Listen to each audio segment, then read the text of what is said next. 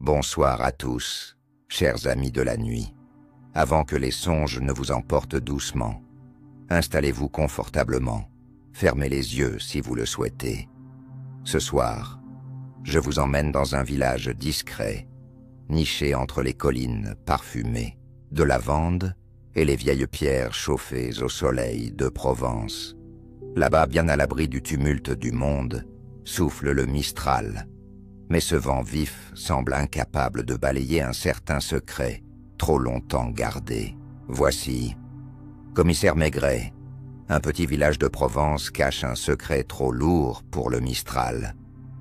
Une enquête douce, lente, presque murmurée à travers les ruelles pavées, les cafés de coin et les silences épais, comme le vin rouge du Sud. Dites-moi en commentaire d'où vous regardez cette histoire. Êtes-vous bien installé? Êtes-vous déjà allé en Provence? Fermez les volets. Laissez le Mistral murmurer à la fenêtre. Et écoutez, dans le petit village de Saint-Rémy de Provence, les jours s'étiraient avec langueur. Le soleil, rond et doré comme une figue mûre, glissait lentement derrière les collines tapissées de cyprès. L'air embaumait la lavande, la pierre, chaude, et un soupçon de mystère, car ce soir-là quelque chose flottait dans l'atmosphère, une attente, une rumeur, ou peut-être un secret ancien que le Mistral refusait d'emporter. Le commissaire Maigret, venu de Paris pour un repos imposé par son médecin, était installé à la terrasse d'une auberge nommée Le Coq d'Or. Sa pipe à la bouche, il observait les villageois avec cette lenteur méthodique qui faisait sa renommée. Il ne parlait pas, mais il notait. Le silence, ici, parlait plus que les mots. Face à lui, une place endormie. Une fontaine chantait doucement. Des enfants jouaient avec des noyaux d'abricots, et un vieil homme, l'instituteur à la retraite, lisait un journal local, dont le titre en manchette semblait n'intéresser que lui. Une disparition non expliquée. Où est passée Madame Fournier? Maigret fronça les sourcils. Madame Fournier. Ce nom ne lui était pas familier. Mais dans un si petit village, toute disparition prenait des proportions d'épopée. Il savait que ce genre de nouvelles suffisait à faire trembler les rideaux et raviver les vieux commérages. Le Mistral se leva soudainement, faisant tournoyer les feuilles et claquer les volets d'une maison voisine. Maigret releva son col, observant les signes autour de lui comme un pêcheur lit les courants. Ce vent, pensa-t-il, portait des souvenirs, et parfois des vérités oubliées. Une femme passa devant l'auberge, élégante, discrète, les yeux baissés. Elle ne salua personne. Derrière elle, un enfant la suivait de quelques pas, les bras chargés d'un panier de figues. Leur passage éveilla quelque chose chez Maigret. Une intuition, lente mais insistante. L'intérieur de l'auberge, le propriétaire, un homme au ventre généreux et au sourire nerveux, préparait les tables pour le dîner. Il jetait de brefs regards par la fenêtre, comme si quelque chose le tracassait, ou quelqu'un. Maigret termina son vin blanc doucement, sans presser le temps. Il savait que dans les villages comme celui-ci, les secrets n'aimaient pas le bruit. Il fallait écouter les silences, observer les silences et attendre que le Mistral les effleure. Et ce soir, pour la première fois depuis son arrivée, le commissaire sentait que le vent allait parler. Le lendemain matin, le ciel de Saint-Rémy était d'un bleu clair, lavé par le Mistral qui avait soufflé toute la nuit. Les ruelles reprenaient leur calme habituel, ponctué par les cloches de l'église et le crissement lointain d'une charrette tirée par un âne. Maigret vêtu de son long manteau beige, malgré la douceur du climat, marchait lentement en direction de la maison indiquée dans le journal, celle de Madame Fournier. La bâtisse était discrète, ancienne, entourée d'un petit jardin sauvage où les lavandes côtoyaient des buissons de romarin. Un portail bleu en fer forgé, légèrement rouillé, grinça sous la main du commissaire. Il entra sans hâte, ses pas écrasant les gravillons blancs. La porte était close, mais les fenêtres de l'étage étaient ouvertes, comme si la maîtresse des lieux allait revenir d'un instant à l'autre. Maigret resta un moment immobile, observant les rideaux légers danser au vent. Quelqu'un avait laissé la maison en ordre, mais il n'y avait pas de trace de mouvement récent. Il fit le tour du jardin. Un pot de confiture cassé reposait contre le mur, à moitié enfoui sous la terre. À côté, une cuillère encore brillante. Tout semblait à sa place, et pourtant, il y avait un vide, une tension suspendue dans l'air. Un voisin, alerté par la présence inhabituelle, s'approcha timidement. C'était un certain Monsieur Lemoine, retraité de la poste. Petit, le dos voûté, il tenait à la main une paire de lunettes qu'il essuyait sans cesse avec un mouchoir en tissu. « Vous cherchez Madame Fournier ?» demanda-t-il à mi-voix. Maigret se tourna vers lui, hocha la tête. Monsieur Lemoine se racla la gorge. Elle n'est plus revenue depuis samedi soir. Elle allait souvent au vieux moulin, là-bas, sur la colline. Une femme très discrète, mais parfois, on entendait des disputes. Avec sa sœur, Maigret nota le détail dans un carnet qu'il sortit de sa poche intérieure. Une sœur. Le journal n'en parlait pas. Elle vit ici, la sœur? Non. Elle habite à Haye-Gallière, mais elle venait de temps en temps, surtout les vendredis. Le commissaire leva les yeux vers les fenêtres ouvertes. Une brise légère faisait frissonner les voilages. Le mystère s'épaississait. Pas de traces de lutte, mais une disparition en douceur, trop douce, comme si le village lui-même voulait effacer la mémoire de Madame Fournier. Au loin, les cigales commençaient leur chant. Maigret ferma son carnet, replia son mouchoir et remonta lentement l'allée. Il avait une intuition persistante. Ce petit village cachait quelque chose de lourd, quelque chose que même le vent n'osait pas révéler d'un coup. À l'orée du village, là où les oliviers dessinent des ombres noueuses sur la terre ocre, se dresse le vieux moulin de Saint-Rémy. Abandonné depuis des années, il garde encore la silhouette fière de ses jours anciens. Les ailes, figées, grincent parfois dans le vent, comme si elles murmuraient des secrets oubliés. C'est là que Maigret décida de se rendre, après avoir entendu le nom du lieu dans la bouche hésitante de Monsieur Lemoine. Le chemin était étroit, bordé de pierres moussues et de branches basses. Maigret avançait lentement, s'arrêtant parfois pour observer les empreintes dans la poussière. Quelques traces de pas, récentes, mais difficile de dire si elles appartenaient à Madame Fournier ou à quelqu'un d'autre. Le moulin était encore debout, adossé à la colline. La porte, entr'ouverte, grinça au toucher. À l'intérieur, l'air sentait le bois sec, la poussière et quelque chose d'indéfinissable. Un parfum léger, peut-être celui d'un foulard oublié, une chaise renversée, une lampe à huile vide et au centre de la pièce, une étoffe rouge soigneusement pliée. Maigret s'accroupit. Il toucha le tissu, observa les alentours, puis se releva en soupirant. Ce lieu semblait avoir été témoin d'un événement discret mais important. Il n'y avait pas de désordre apparent, mais tout était trop en place, trop parfait. Soudain, un bruissement dehors. Maigret sortit, son regard aussitôt attiré par une silhouette qui s'éloignait dans les oliviers. Une femme, peut-être, il hésita à la suivre, mais la colline descendait abruptement, et il savait qu'une course serait vaine. Il préféra observer, toujours observer.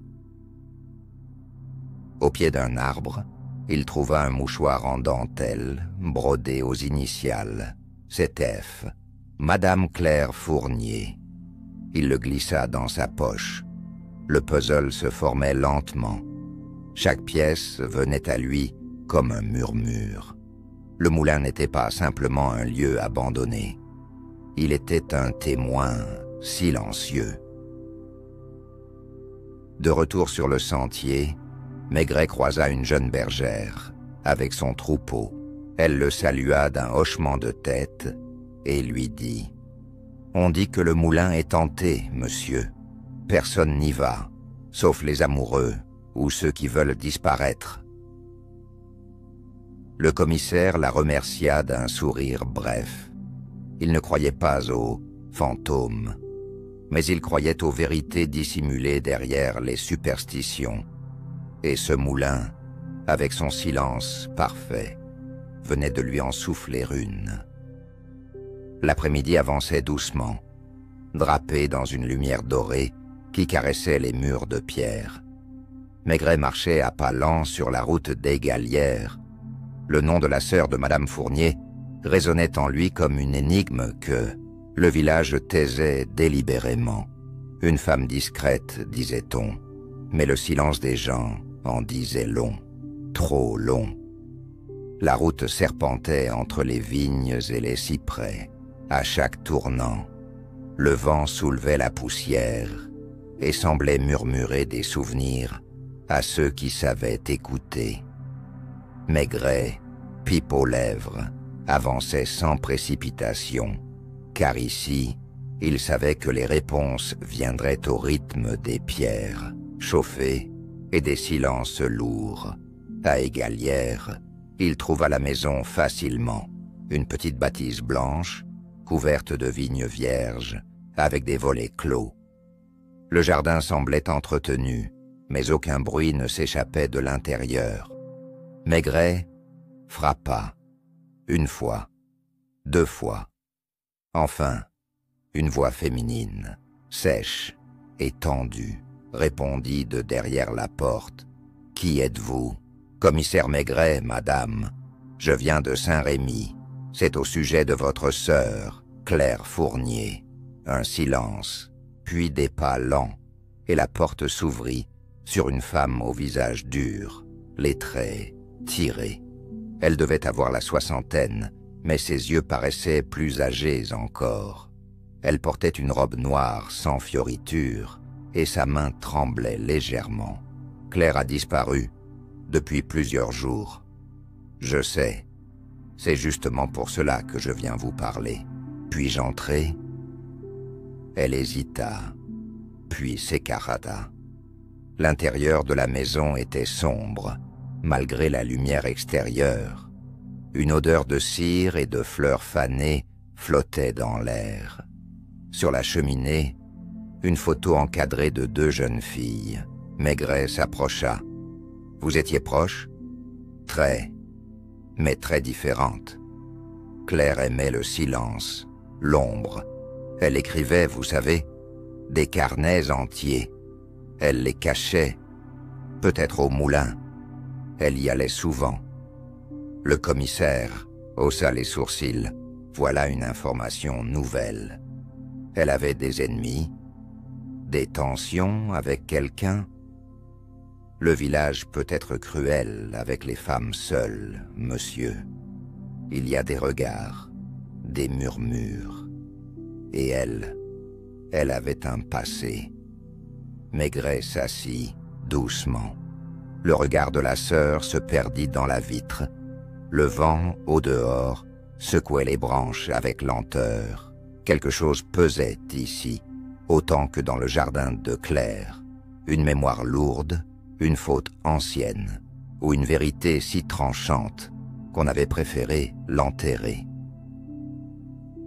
Le lendemain matin, Saint-Rémy s'éveilla dans un calme absolu. Le doux Mistral s'était apaisé, laissant flotter un silence presque solennel sur les ruelles. Le soleil baignait les façades claires, et les persiennes s'ouvraient une à une, comme des paupières somnolentes. Maigret, fidèle à sa routine, prit son petit déjeuner à l'auberge, puis se dirigea de nouveau vers le moulin. Quelque chose dans les mots de la sœur l'avait intrigué. « Des carnets », disait-elle, « cachés peut-être au moulin. Pourquoi y écrire en secret? Et surtout, que pouvaient bien contenir ces pages pour mériter d'être cachées si loin du regard des autres? Arrivé sur les lieux, Maigret fouilla cette fois avec plus d'attention, sous une planche branlante. À l'angle du mur nord, il découvrit une boîte en fer rouillée, soigneusement dissimulée. Il l'ouvrit lentement. À l'intérieur, 3 carnets de cuir, aux coins usés, à l'encre presque effacée par le temps. Il s'installa sur une pierre plate, à l'ombre d'un figuier, et commença à lire. L'écriture était fine, élégante. Claire y décrivait ses journées, ses pensées, ses craintes. Mais surtout, elle y mentionnait un homme, toujours le même, jamais nommé, juste, lui, un homme qui venait en secret, qui parlait peu, qui promettait et qui effrayait. Au fil des pages, le ton changeait, de la douceur à l'inquiétude, du doute à la peur. Il est venu encore ce soir. Il dit que personne ne doit savoir, que si je parle, tout s'écroulera. Maigret sentit un frisson lui traverser l'échine. Il connaissait ce genre de phrase.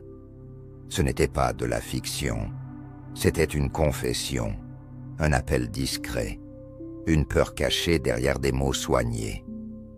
Il glissa les carnets dans sa sacoche et redescendit lentement vers le village. Mi-chemin, il croisa le maire de Saint-Rémy, Monsieur Barral, un homme jovial au premier regard, mais dont les yeux semblaient toujours peser un peu trop lourd. « Commissaire, que venez-vous faire encore par ici? Ce moulin, c'est bien vieux, vous savez. Il ne reste rien à en tirer. » Maigret le fixa un instant, le regard calme mais perçant. Parfois, les vieilles pierres parlent plus que les vivants, monsieur le maire. Le maire esquissa un sourire crispé, fit mine de saluer, puis s'éloigna rapidement. Maigret resta immobile. Un nom, un visage, un ton. Tout dans ce bref échange venait de confirmer une chose. Quelqu'un savait quelque chose, et tout était encore enfoui, juste sous la surface. En fin d'après-midi, le village semblait retenu, dans une sorte d'immobilité étrange, comme si le vent lui-même avait cessé de souffler, de peur de déranger les souvenirs qui sommeillaient sous les pierres centenaires. Maigret, pipe entre les dents, s'était installé près de la vieille fontaine de la place centrale. L'eau y chantait doucement, en un murmure qui ne cessait jamais, comme le souffle d'un vieillard endormi. Les enfants n'étaient pas là. Les tables du café, pourtant habituellement animées à cette heure, étaient presque vides. Une atmosphère de repli s'installait, comme si le village tout entier commençait à comprendre que l'enquête de Maigret touchait quelque chose de sensible, de dangereux peut-être. Le commissaire observa longuement le jet d'eau limpide jaillir, puis retomber. Il aimait ces moments de pause où l'esprit faisait ses propres connexions. Il relut lentement les extraits des carnets de Claire. Ceux lui mentionnés avec tant de prudence. Il ne l'appelait jamais, ne le décrivait jamais, mais parlait d'un rendez-vous secret, un soir de vendredi, près de la fontaine. Un détail lui revint soudain. La sœur de Claire avait dit qu'elle se voyait souvent le vendredi, mais les écrits disaient autre chose. Ce vendredi-là, Claire n'avait pas vu sa sœur. Elle attendait lui. Maigret leva les yeux et scruta les maisons qui encerclaient la place. À cette heure, seules 2 fenêtres étaient entr'ouvertes. Il nota les rideaux qui bougeaient légèrement. Un témoin silencieux pouvait s'y trouver. Il se leva, salua le patron du café, puis s'avança vers la maison du boulanger, dont la femme, une dame corpulente et discrète, passait pour être toujours aux aguets. Il frappa doucement. « Bonjour, madame. Je suis le commissaire Maigret. Puis-je vous poser une question discrète ?» La femme hésita, mais finit par ouvrir davantage. « Bien sûr, monsieur. Que puis-je faire? Étiez-vous ici, vendredi dernier, en début de soirée? Auriez-vous vu quelqu'un près de la fontaine ?» Elle baissa les yeux, puis hocha lentement la tête. « Oui, j'ai vu Claire. Elle attendait, seule, longtemps. Puis, un homme est arrivé. Je n'ai pas bien vu son visage, mais il portait un manteau sombre. Il semblait nerveux. Ils ont parlé quelques minutes, puis elle est partie. Et lui, il est resté là, longtemps, à regarder l'eau. » Maigret remercia la boulangère. Ce témoignage confirmait que Claire avait rencontré quelqu'un et que ce rendez-vous n'avait rien d'ordinaire. Le vent reprit doucement.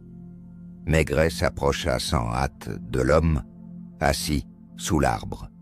Il avait l'habitude de ces confrontations silencieuses où le poids du regard suffisait à faire trembler les vérités dissimulées. L'homme, la quarantaine, le visage fermé, portait un manteau sombre malgré la douceur du soir. Il tourna légèrement la tête quand Maigret se plaça face à lui, mais ne dit rien. « Vous aimez la fontaine ?» demanda calmement Maigret, comme s'il parlait de la météo.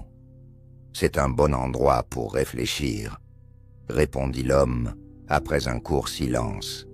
« Surtout quand on a quelque chose à oublier, non ?» reprit Maigret, en s'asseyant lentement sur le banc voisin. Le silence s'étira, coupé seulement par le filet d'eau de la fontaine. L'homme se frotta les mains. « Je ne voulais pas de mal. Je suis venu pour lui parler. Juste parler. »« Vous parlez de Claire Fournier ?» L'homme blêmit légèrement. « Oui. Elle me faisait confiance. On se voyait parfois. Jamais. Longtemps. Mais c'était suffisant pour déranger certains. » « Déranger qui? Votre femme? Vos amis? Le maire ?» demanda Maigret, posant les mots comme des pierres sur un sol fragile. L'homme le regarda avec un mélange de défi et de lassitude. « Le maire. Monsieur Barral n'aime pas qu'on lui fasse de l'ombre, surtout avec les femmes qu'il surveille. » Maigret acquiesça lentement. Il sentait que la toile se tissait peu à peu. Claire n'était pas simplement une villageoise discrète. Elle avait attiré des regards, des convoitises, et surtout, elle avait osé dire non à certains hommes de pouvoir. « Avez-vous revu Claire depuis vendredi ?» demanda-t-il enfin. L'homme baissa les yeux. « Non. Elle avait peur. Elle m'a dit qu'elle avait trouvé quelque chose. Un document. Elle voulait le montrer à quelqu'un. Puis, elle a disparu. Maigret resta pensif. Un document? Était-ce dans les carnets? Ou avait-elle autre chose? Un secret plus grand encore que ses confidences intimes? Le vent, revenu légèrement, fit frissonner les feuilles autour d'eux. « Dites-moi votre nom, monsieur. »« Arnaud Velay. J'étais son ami. Rien de plus. Mais je crois qu'elle a été réduite au silence, parce qu'elle savait. » Maigret se leva lentement. Il tendit la main. « Merci, monsieur Velay. Je vais chercher ce qu'elle a trouvé. Et je vous conseille, pour votre sécurité, de rester dans la lumière. Le Mistral peut parfois emporter ceux qui restent trop dans l'ombre. » Il repartit vers l'auberge, l'esprit alourdi par cette confession. Le mystère de Claire Fournier n'était plus seulement une disparition. C'était une vérité enterrée sous la poussière du pouvoir, que le vent commençait tout juste à dévoiler. La nuit était tombée lentement sur Saint-Rémy, enveloppant les ruelles de velours et de murmures. Les réverbères anciens projetaient leur lumière dorée sur les pavés humides, et un chat noir se glissa silencieusement entre deux jardinières. Maigret, dans sa chambre de l'auberge Le Coq d'Or, relisait les carnets de Claire à la lueur d'une lampe de chevet. Chaque mot semblait plus lourd que la veille, chaque silence plus assourdissant. Une phrase le frappa. « Je n'ai plus confiance en personne, sauf en la cheminée. » Il se figea. Le moulin n'avait pas de cheminée fonctionnelle, mais la maison de Claire, elle, en possédait une. Et soudain, il comprit. Elle avait peut-être caché quelque chose là. Un document, une preuve, un secret plus ancien encore que cette histoire d'homme et de rendez-vous. Sans perdre de temps, il enfila son manteau et descendit dans les rues calmes. Les étoiles brillaient, fort, au-dessus des collines. La maison de Claire se dressait comme figée dans le temps. Maigret franchit le portail bleu, entra dans le jardin silencieux et poussa la porte qu'il avait discrètement déverrouillée plus tôt. À l'intérieur, la pénombre était paisible, presque accueillante. La cheminée trônait au centre du salon, encadrée de pierres blanches. Maigret s'accroupit, saisit une tige métallique et commença à fouiller doucement les cendres, méthodiquement, comme il l'aurait fait dans une enquête criminelle.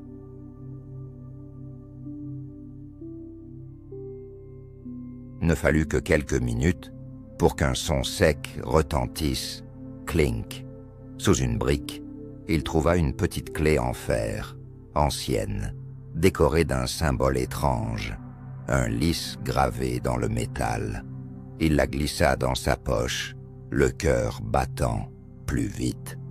Cette clé n'ouvrait sans doute ni porte, ni boîte ordinaire. De retour à l'auberge, il étala tous les carnets sur la table.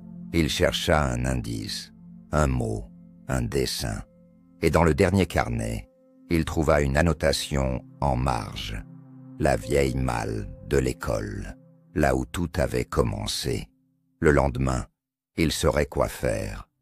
L'ancienne école du village était abandonnée depuis des années, mais tout le monde savait qu'elle servait parfois de débarras pour les archives municipales. Le maire y avait même entreposé d'anciens dossiers. L'endroit idéal pour cacher quelque chose qu'on ne voulait pas détruire, mais qu'on ne voulait surtout pas qu'on retrouve. Il ferma les carnets, souffla la lampe et s'allongea sur le lit. Le Mistral recommençait à souffler dehors, caressant les volets avec douceur. Maigret ferma les yeux un instant. La clé, froide dans sa poche, semblait brûler contre sa hanche.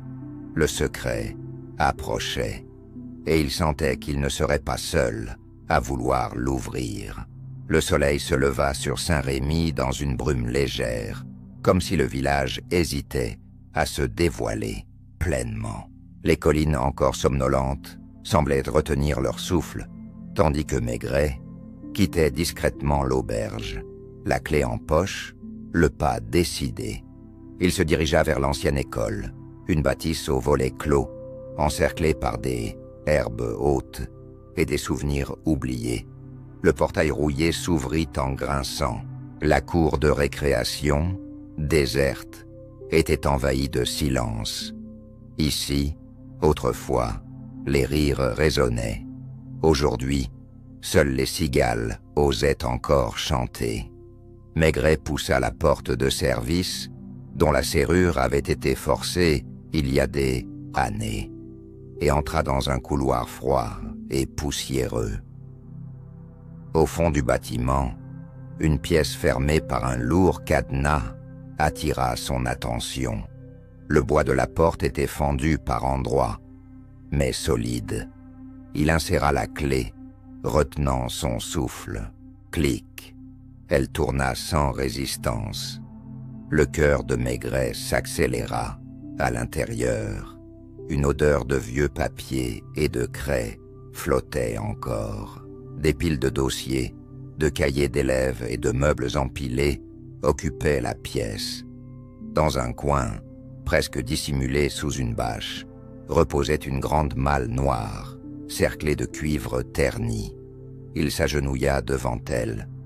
Il souleva le couvercle lentement.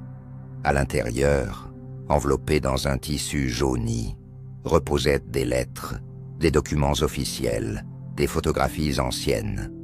Et tout au fond, un dossier portant le cachet de la mairie, daté de 20 ans en arrière. Il portait le nom Claire Fournier. Maigret l'ouvrit. Ce qu'il lut confirma ses soupçons.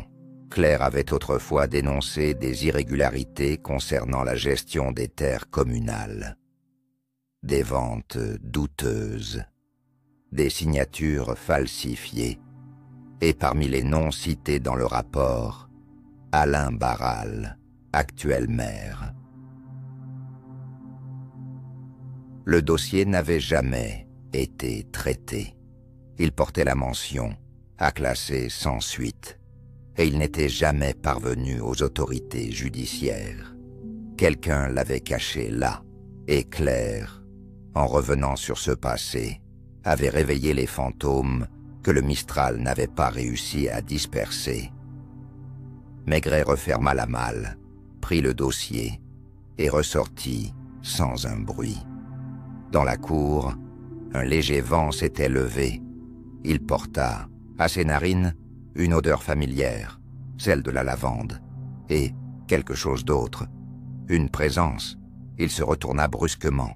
Un homme se tenait à l'entrée du portail. Le maire, bras croisés, regard fixe. « Vous avez trouvé ce que vous cherchiez, commissaire ?» demanda-t-il d'une voix froide.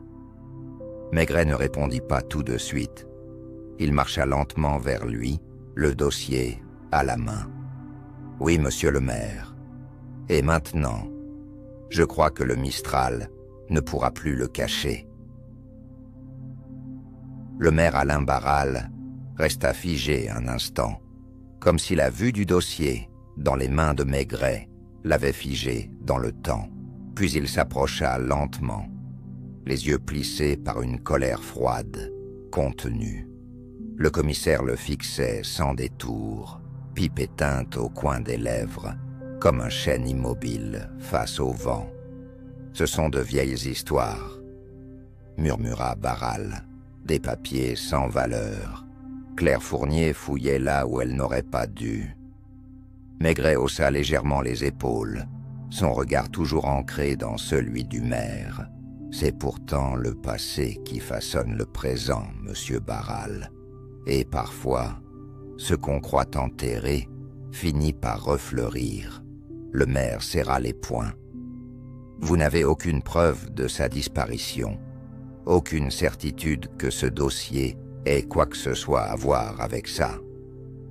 Peut-être. Mais vous saviez qu'il existait, et vous n'avez rien fait pour le révéler.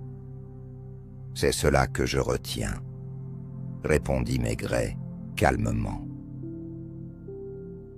Le silence se fit. Dans le fond de la cour de l'école, une branche craqua. Peut-être le vent, peut-être autre chose. Mais Maigret resta concentré sur l'homme face à lui. Il savait reconnaître la peur dans les regards qui prétendent être sûrs d'eux. Il y a une justice plus lente que la vôtre, dit le maire, en se reculant d'un pas. Celle du village, celle qui sait ce qu'il faut taire pour que les choses restent tranquilles. Et il y a aussi la justice du cœur, répliqua Maigret, celle de Claire. Elle ne voulait pas faire du bruit. Elle voulait seulement que la vérité existe quelque part, même en silence. Ils restèrent là, quelques secondes, comme deux statues dans un duel muet. Puis le maire s'éloigna sans ajouter un mot. Maigret le regarda disparaître au coin de la rue, sa silhouette avalée par l'ombre d'un platane. De retour à l'auberge, Maigret posa le dossier sur la table de sa chambre. Il contacta le parquet d'Avignon par téléphone, expliqua brièvement la situation et demanda qu'un officier vienne constater les pièces retrouvées. Mais il savait que les réponses juridiques viendraient lentement.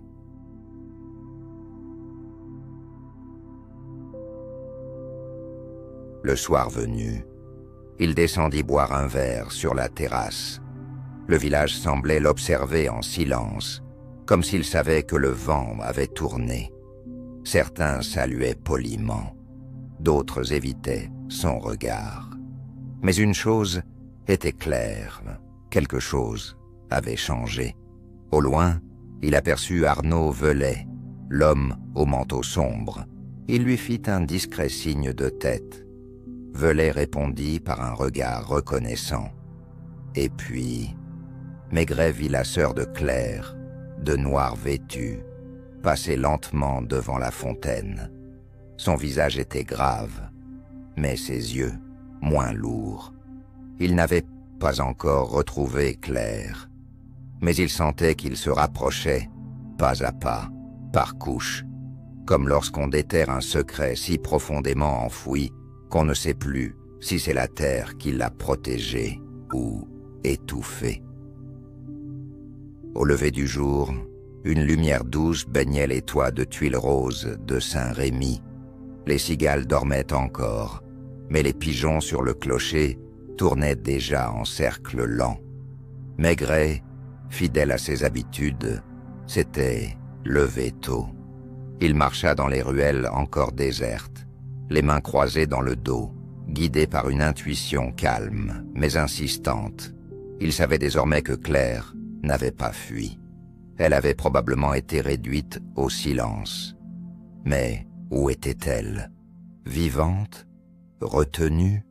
Enterrée sous le silence du village? Il lui manquait une pièce, un témoin peut-être, ou un lieu. Arrivé devant l'église, il aperçut le vieux sacristain en train de balayer les marches, comme chaque matin. Un homme discret, presque invisible. Maigret s'approcha lentement. « Bonjour, monsieur. Puis-je vous poser une question ?» L'homme leva les yeux, surpris, mais hocha la tête. « Vous travaillez ici depuis longtemps ?»« Depuis 22 ans, » répondit-il avec fierté. « J'ai vu défiler beaucoup de messes et beaucoup de secrets. » Maigret inclina la tête. « Vous connaissiez Claire Fournier ?» Le sacristain baissa les yeux. Son silence en disait long. Elle venait souvent ici, seule le matin. Elle ne priait pas, elle observait. Elle passait du temps près du caveau familial. « Lequel ?» demanda Maigret, attentif. « Celui derrière la petite chapelle, au fond du cimetière. Il y a un vieux banc de pierre, à moitié recouvert de mousse. Elle y restait parfois des heures, comme si elle écoutait les morts. Ce détail éveilla l'esprit du commissaire. Il se rendit aussitôt au cimetière. Là, parmi les cyprès, dans un silence ouaté, il trouva la chapelle dont le sacristain parlait. Derrière, un banc. Et devant, une dalle ancienne, fendue au centre. Maigret s'agenouilla, observa les contours. Il gratta doucement la mousse, et sous ses doigts, il sentit du métal, une serrure, la clé. Il l'introduisit.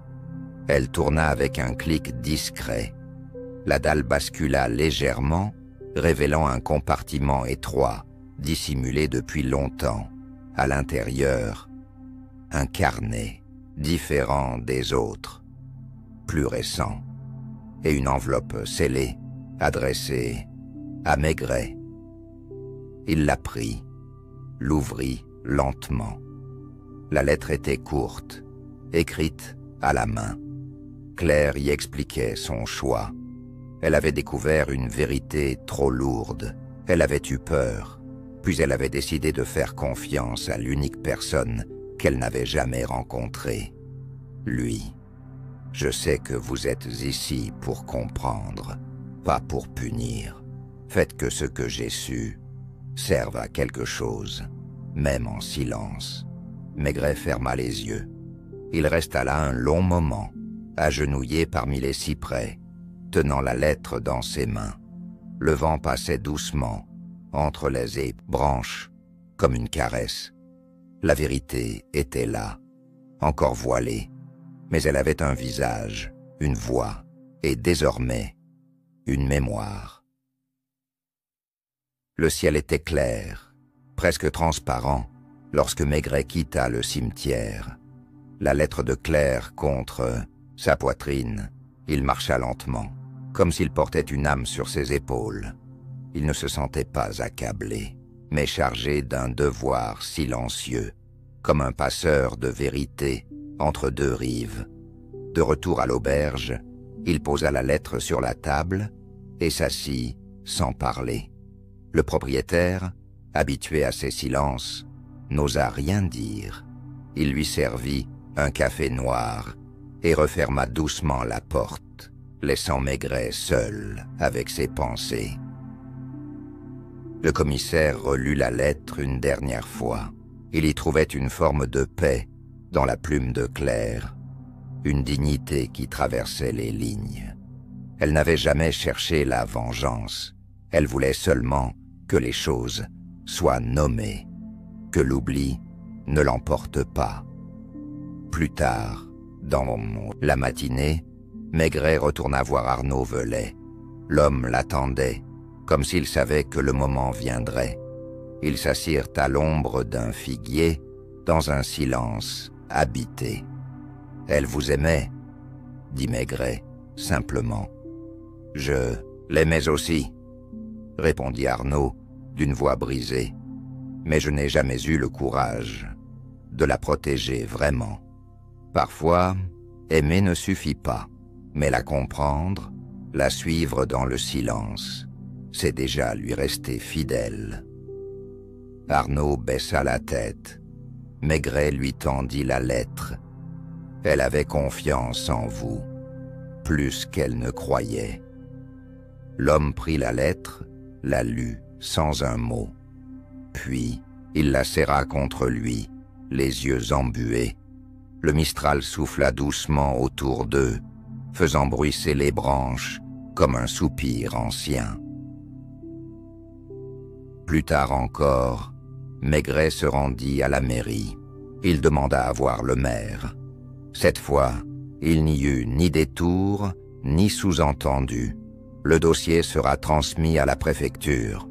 Vos actes passés ne seront plus enterrés. Vous n'avez pas tué Claire, monsieur Barral, mais vous avez enterré sa vérité. Et cela, la loi saura l'évaluer. Le maire tenta de protester, mais Maigret le coupa calmement. Ce village a vécu trop longtemps avec le vent pour croire que rien ne s'entend. En sortant, il s'arrêta sur le perron de la mairie. Le village semblait le regarder à travers ses fenêtres mi-closes, mais il sentait moins de peur, moins de rejet, peut-être un début d'acceptation. À l'église, une cloche sonna doucement, pas une messe, pas un deuil, juste le temps qui passe. Et dans ce temps, Maigret laissa la mémoire de Claire se déposer comme une plume sur les pavés anciens. Le Mistral s'était levé à nouveau, mais cette fois, il semblait porter un chant léger, un murmure, comme une promesse. Le dimanche matin arriva avec une lumière douce et nacrée. Les volets de Saint-Rémy s'ouvraient lentement, comme les paupières d'un village enfin reposé. Dans les ruelles, les premiers pas résonnaient sur les pavés encore frais, et l'odeur du pain chaud se mêlait au parfum des figuiers. Maigret s'éveilla sans précipitation. Il descendit sans sa pipe, sans son manteau, seulement avec un carnet à la main, le dernier de Claire, celui qu'elle avait mentionné dans sa lettre et qu'il avait trouvé dans la cache du cimetière. Il s'installa à la terrasse de l'auberge, commanda un café et commença à lire. Les pages étaient remplies d'une écriture plus rapide, parfois tremblante. Claire y confiait ses pensées les plus intimes, ses doutes, ses souvenirs d'enfance, les heures passées à observer les passants depuis la fenêtre de sa maison. Mais surtout, elle parlait de sa solitude et de la manière dont le silence du village avait parfois été plus bruyant que 1000 voix. Ils ne m'ont jamais vu, même quand j'étais là. Et maintenant que je pars, je voudrais seulement qu'on se souvienne que j'ai été.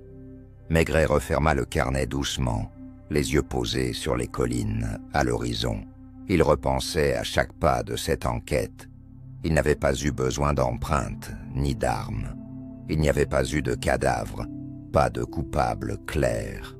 Juste un secret et une femme disparue au moment où elle osait, enfin, dire la vérité.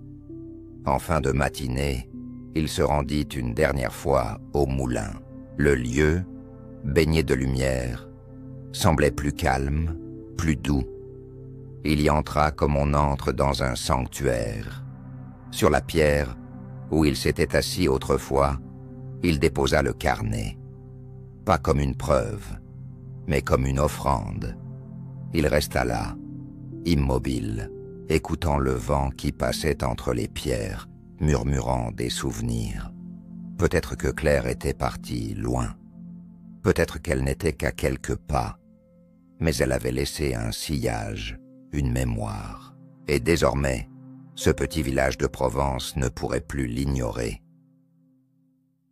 En quittant le moulin, Maigret croisa la jeune bergère qu'il avait vue quelques jours plus tôt. Elle sourit timidement.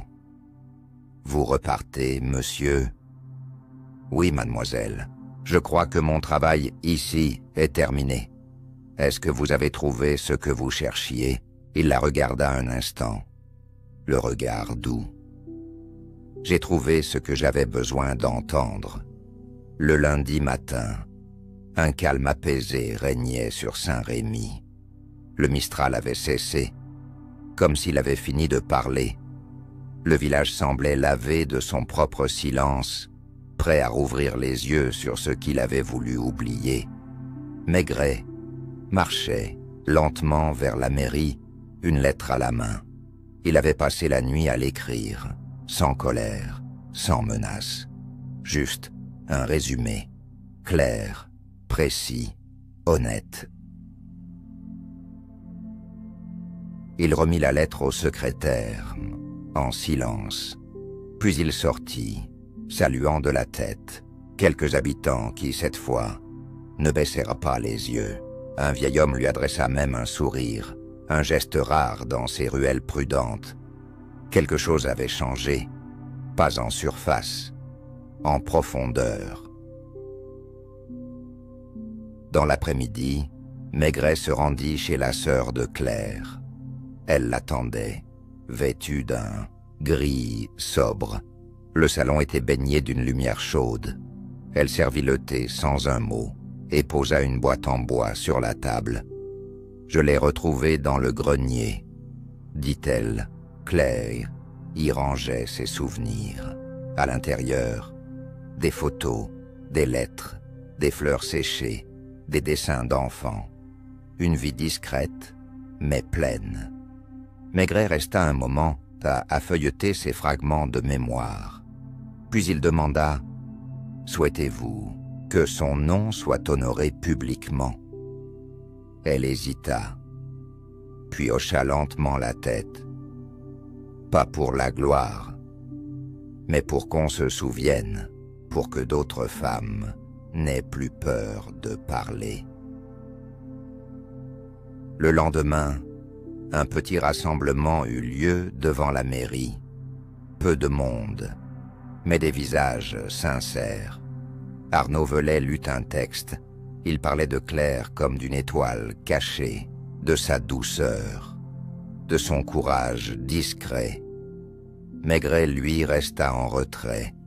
Il observait, écoutait, le vent dans les feuilles, le murmure des enfants, le grincement des chaises sur les pavés.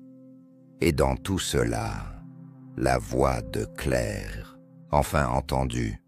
Plus tard, une plaque fut apposée près de la fontaine. Elle portait simplement « à Claire Fournier », pour que le silence ne soit plus une punition. Maigret toucha la plaque du bout des doigts, puis se détourna. Il ne cherchait pas les hommages, il cherchait seulement à ce que la vérité puisse parfois reposer au soleil, sans peur. Il retourna à l'auberge, rassembla ses affaires, paya son dû. Le propriétaire lui tendit un petit sachet de lavande, fait à la main. « Pour le voyage, dit-il, merci. Et souvenez-vous, ajouta Maigret en souriant, parfois, le vent apporte les réponses comme ce que personne n'ose dire. » Le train siffla au loin. Le commissaire partit comme il était venu, sans bruit. Mais Saint-Rémy, désormais, gardait en lui l'empreinte douce d'un passage. Et le nom de Claire n'était plus une ombre. Le train s'éloignait lentement de Saint-Rémy, serpentant entre les collines dorées et les champs de lavande. Assis près de la fenêtre, Maigret regardait le paysage défiler, silencieux. Il tenait dans ses mains le sachet de lavande offert par l'aubergiste. L'odeur était douce, persistante, comme un souvenir qu'on n'oublie jamais vraiment.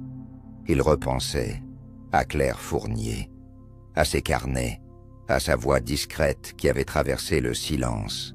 Il ne saurait jamais exactement ce qui s'était passé cette nuit-là, entre elle et ceux qui l'entouraient, mais il avait su écouter et transmettre. Parfois, c'était tout ce qu'on pouvait faire. Et c'était suffisant. À Paris-Astoul, la vie reprendrait son rythme habituel. Les voitures, les enquêtes, les pas précipités. Mais quelque chose en lui avait changé. Cette affaire n'avait pas été une chasse aux coupables. Elle avait été un apprentissage du silence, du poids des non-dits et de la force invisible des âmes oubliées. Dans une enveloppe à l'intérieur de sa valise, il avait conservé une copie de la lettre de Claire, pas pour les preuves, pour la mémoire, parce qu'il savait que certaines histoires ne se classaient pas dans les dossiers, mais dans le cœur. Le train entra dans un tunnel. L'obscurité brève lui fit fermer les yeux. Il entendit encore, dans son esprit, les cigales, la fontaine et le souffle léger du Mistral entre les pierres. et puis la lumière revint. Plus tard, dans un café parisien, Maigret raconta l'histoire à un jeune collègue, curieux de comprendre ce qu'était une enquête sans cadavre. Il écouta, fasciné, puis demanda « Et vous avez trouvé la vérité ?» Maigret sourit, les yeux dans sa tasse de café. « Je n'ai pas trouvé la vérité, mais j'ai trouvé sa vérité, et parfois, c'est la seule qui compte. » Il se leva, salua le jeune homme, et sortit dans les rues de Paris, plus calme qu'à l'ordinaire. Il ne portait pas son chapeau ce jour-là. Le vent léger qui soufflait dans les ruelles lui rappela la Provence. Et dans ce vent, un murmure, une promesse tenue. Claire Fournier n'était plus un nom oublié. Elle était une voix, une présence, un secret devenu lumière. Et quelque part, entre les collines et les pierres, le